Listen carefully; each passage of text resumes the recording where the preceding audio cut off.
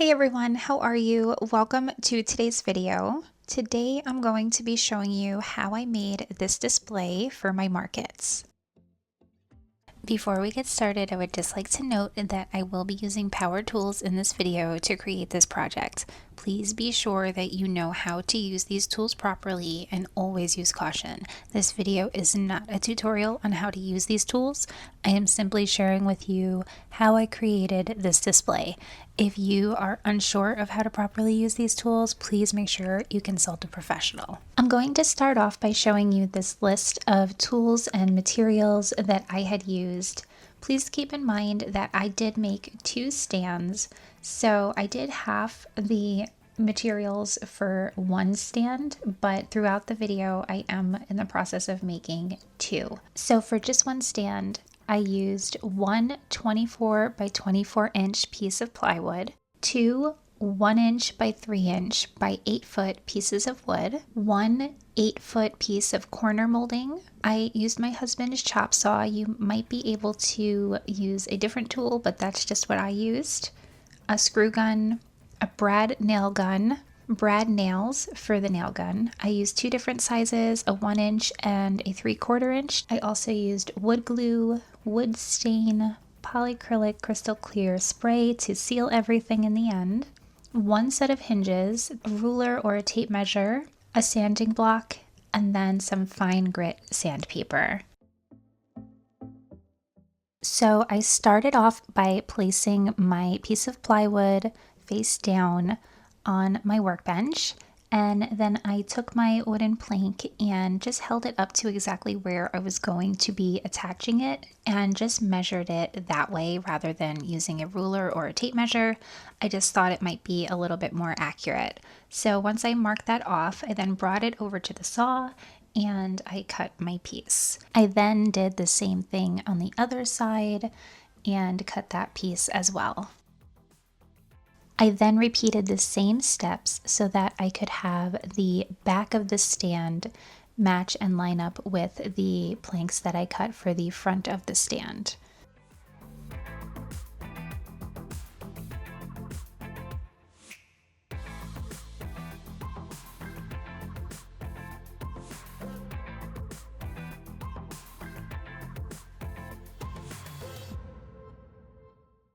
I'm now measuring a piece going across that I'm going to use as support for the 2 legs that will be in the back of the stand. So I'm going to have one towards the center and then one towards the bottom more.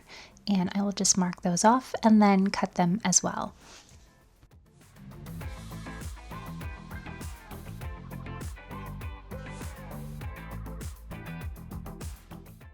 When I finished cutting out all my framework, I then flipped over the piece of plywood and measured my corner molding across the front. And I'm going to do this 3 times because I want to have 3 little ledges for my prints to sit on.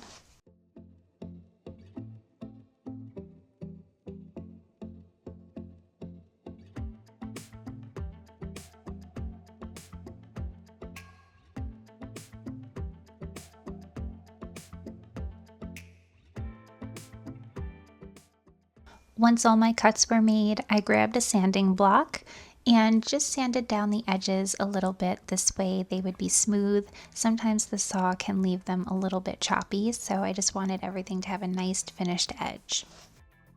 A little tip while I'm sanding here, try to pick out pieces of wood that are nice and smooth cut when you're in the store. So I thought I had, but I think I could have done a little bit of a better job. And it shows more when I'm staining these later on, but some of the wood, the faces of them were cut a little bit rough and it just made it a little bit harder to stain. I did try to sand them down a little bit here, but it was just too much to sand. It wasn't really getting any better. So if you're planning to do this, maybe try to pick like the nicest pieces that you can find.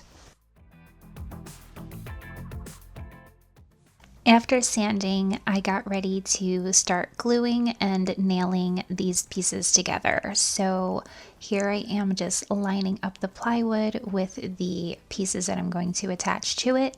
This way I have a sturdy back to mount the back piece to. So I'm just going to put some glue on it first, and then my husband's going to come over and just kind of help me make sure everything stays put while I put the nails in. And I didn't want to have too many nails showing on the face of the project, so I just put 3 nails, one on each end and one in the center to kind of hold it together. But that is why I used the wood glue as well, because I didn't want to have too many nails showing in this project. I wanted it to have a nice finished look in the front. I'm now just laying out the back pieces of the stand, and I'm going to glue and nail these together. So this is how it will look on the back, and then we're going to just hinge them together at the top. So I made sure everything lined up and we had the right pieces, and we're just going to glue and then nail like we did before.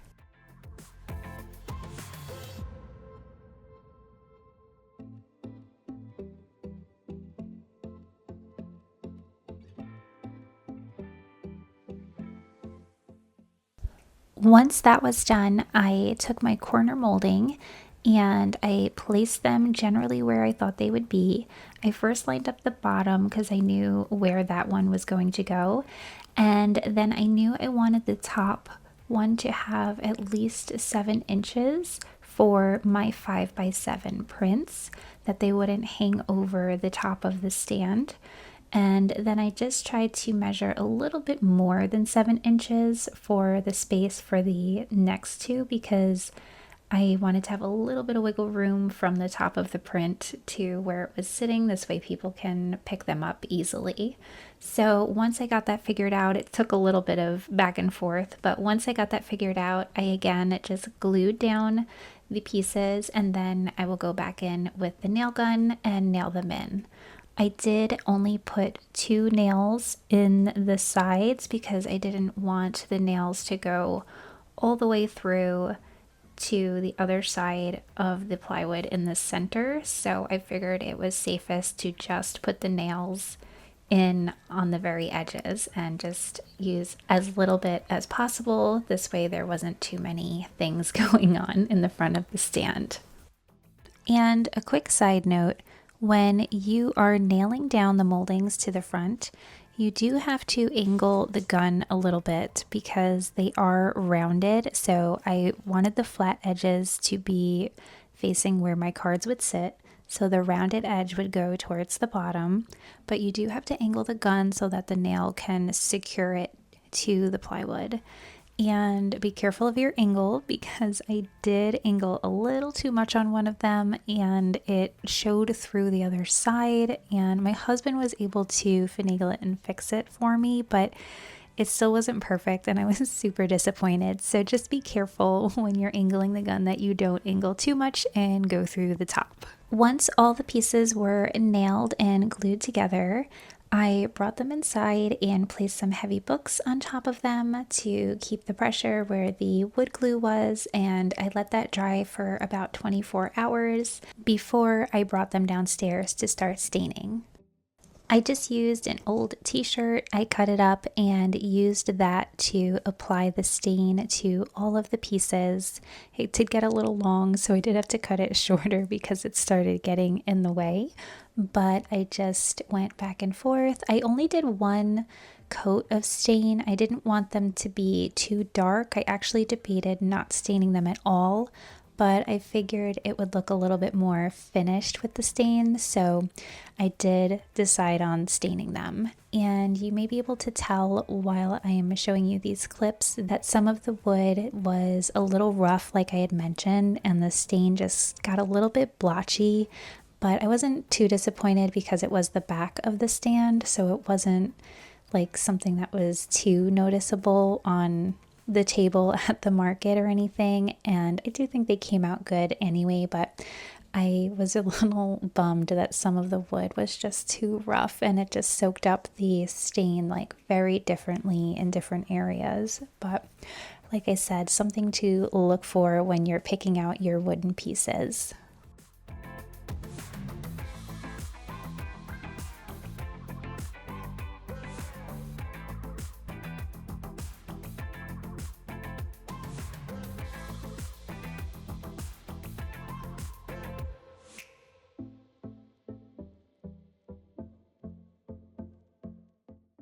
After staining the next day, I brought them back outside to my work table and gave them a couple of coats of this Minwax polyacrylic spray just to seal in the stain and everything and give it a nice finish.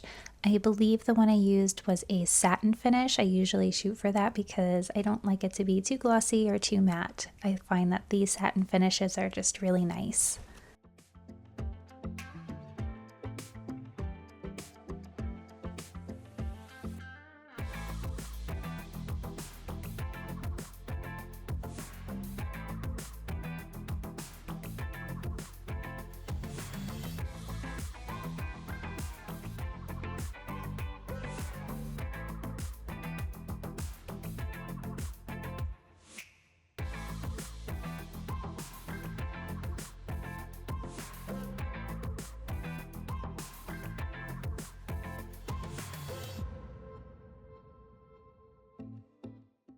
I waited about an hour for the first coat to dry, and then I used this really fine sandpaper and just gently went over all the surfaces with the sandpaper and then wiped that down with, again, a t-shirt. I didn't want anything that was going to leave any dust or anything on it, and I gave it a second coat of spray. You can see it is a really windy day today, so spraying was a little bit hard, but I got it done.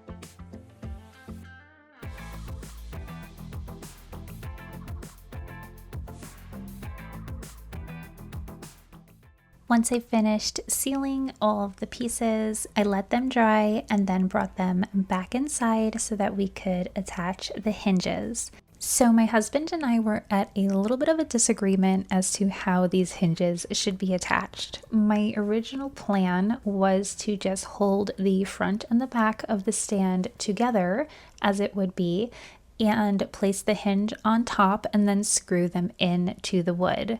However, my husband felt that I should put them on the inside of the stand and then just have the actual hinge part sticking out at the top, which I thought would look fine, but I also thought it would be harder to do, which it was, because we ended up going with his way and it was a little bit more challenging to line it up. So you'll see here how we actually did do it, but again, it was a little bit challenging to line up. So I'm not sure if I would recommend this way or the other way.